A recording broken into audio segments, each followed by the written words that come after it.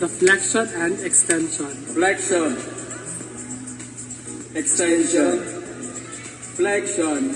Okay, so upon doing the flexion, as you can see, so flexing both arms towards the face. This is how do we do flexion. Extension. So in doing the extension, this is the conjugate of the flexion. Flexing your both arms against your face. And then the arms are shoulder level.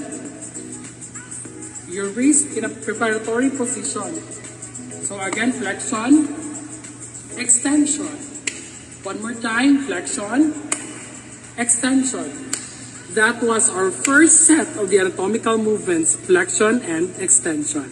1, 2, 3, 4, 5, 6, 7, 8. Our second set of the anatomical movements is what we call as the abduction and adduction. Abduction, adduction.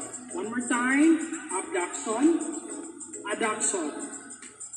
The basic position or the basis or the reference of this position, which is the abduction and adduction, is starting with the feet together. So from the feet together, perform abduction. Lifting your right leg or your left leg against the center of the body. That is abduction.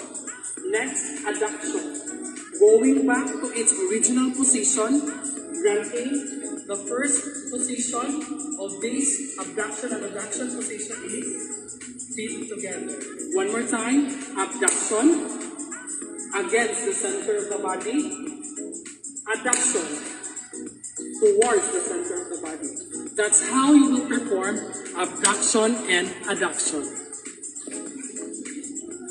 1, 2, 3, 4, 5, 6, 7, 8. Moving on as we continue to our anatomical movements, so we will be discussing our third set of the anatomical movements, the elevation and depression. One more time, elevation and depression. To start with, elevation, depression. One more time, elevation, depression. Elevation, hold. So movement of your shoulders going upward. Depression, movement of your shoulders simply downward. Shrink upward, elevation, downward, depression. So that's it for our third anatomical movement. Elevation, upward, depression, downward. 1, 2, 3, 4, 5, 6, 7, 8. That was our first three pairs of the anatomical movements. Now, as we continue, our fourth set of the anatomical movements is what we call as the protraction and retraction. Or in its root word, protract and retract. Okay? Now look at these models, protraction or protract, retraction or retract. One more time. Protract, retract, protract.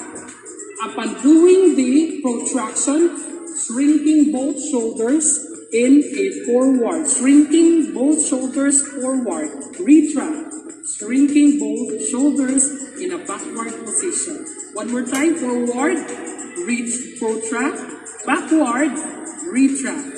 That's how you do protract.